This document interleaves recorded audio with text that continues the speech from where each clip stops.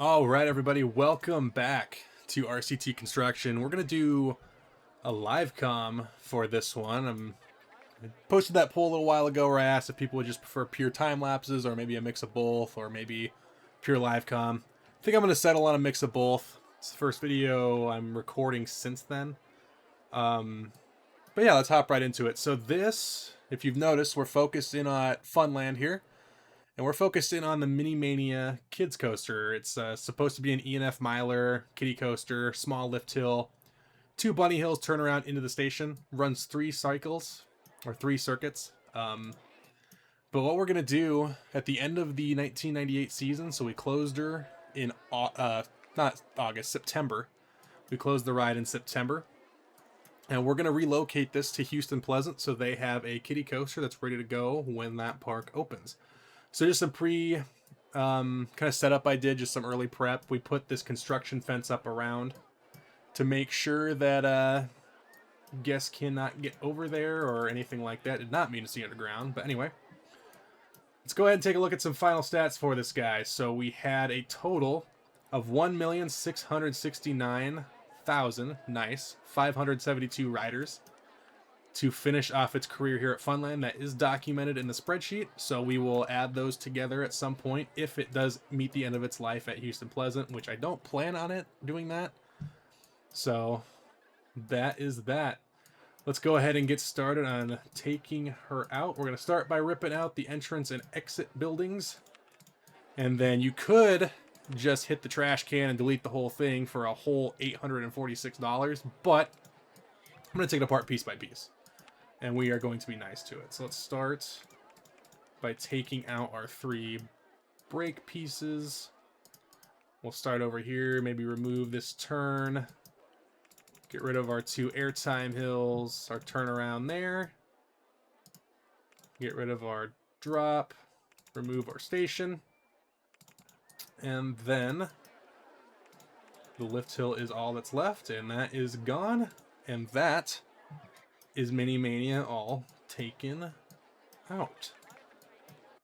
I think for now, we'll just start by ripping down the station building because I do not plan on reusing the station for anything at this time. The trees I would like to keep, and of course, as I say that, I delete one. But, you know, I'd like to keep the trees, so we're going to put that one back. And we're just going to do a nice, easy job of taking out some of these station pieces. I'm going to keep the queue line in place for now because I could end up repurposing that for a family ride. I do have a replacement kiddie coaster in mind for Mini Mania at Funland, and that will debut in 2000. And then what we'll do is we'll get rid of these small theming pieces because these I do not plan on reusing. Whoopsies, did not mean to get rid of that fence either. That's going to go back in place. The funny thing about putting that fence back is I'm probably going to end up removing it anyway, but let's continue getting rid of these candy theme pieces and the mints. And I think after getting rid of the candy canes, that is where we will sit at Funland for the time being. So with that, we will leave Funland as is, and we will switch on over to Houston Pleasant and get the ride ready. All right, here we are at Houston Pleasant. We'll go ahead and get started. We'll find our junior coaster right here, and then I know right away where I want to start with this ride. So we're going to start with the turn leading off this way. We're going to place it in basically the same orientation. We want to make sure it's the exact same layout we had before, and that is what we're going to go with. So the name for this coaster at Houston Pleasant is going to be Cypress Express, and I'm going to switch the train color up quite a bit here. I think we're going to go with green track and a darker green support set. And then I need to go into object selection because, like a fool, I did not set up with the E&F miler trains. Junior coaster. Where? Oh, I'm not showing custom. Oh, no, I'm showing custom.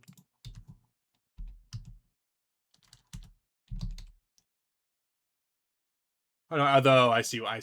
It's on the classic junior coaster. That's fine. Okay, no big deal. Because what we can do is use a little bit of cheatsy doodles here. We'll show vehicles from other track types, and we will set it to that. Perfect. Simple enough. So let's get the lift hill in place. And then we have a little booster section here at 4 miles an hour. And then we will have our 5 station pieces. 1 space, 1 13-mile-per-hour brake. And that is your layout. And we have 2 15-foot hills. And there is our Mini Mania coaster here at Houston Pleasant.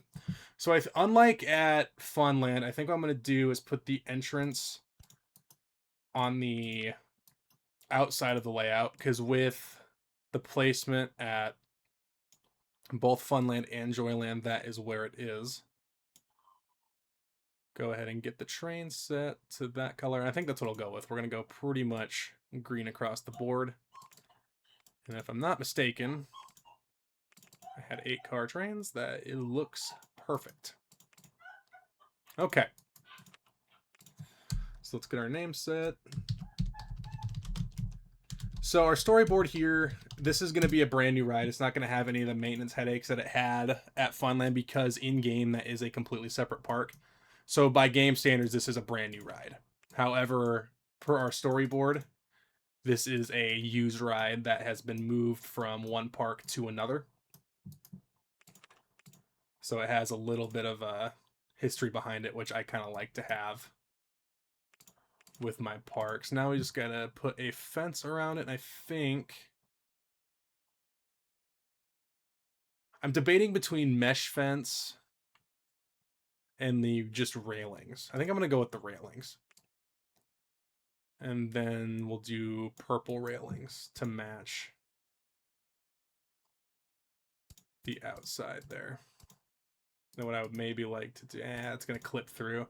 If the fence clips through, I'm not a big fan of that. So I will literally just avoid that completely. It's like we'll just expand the ride area by 1. I don't really want to do that. Leave the ride area where it is. Just like that. And it's going to be a very, very square setup here. And then we'll continue the railings out on this little platform that is above the water, which I actually am really happy with. It took a couple tries. You saw in episode 3, it took me a couple tries to get it where I liked it, but I think this ended up looking pretty good with the kind of the concrete support pillar there. And then we'll match those all together, and then we will get our exit path ready. So we're just going to use the plain exit path here. We'll go out maybe 1 extra, then angle back underneath the lift hill there, under the first drop, and that will be our exit path. I think we'll connect it diagonally like that. And as far as queue path goes, I just want to use the same thing I used on the other rides in the area. Keep it nice and cohesive. So the benefit I have to placing it right here is now I have some space for 2 overflow queues over here, which I will take advantage of. And since this is just a kiddie coaster, I don't want to have too many overflows. So I think we'll just do the 2, and that's blind. We'll leave that. I think we'll just do the 2 even to just there. That way there's not too much on the overflow, and then we'll just use the same railings around the queue line.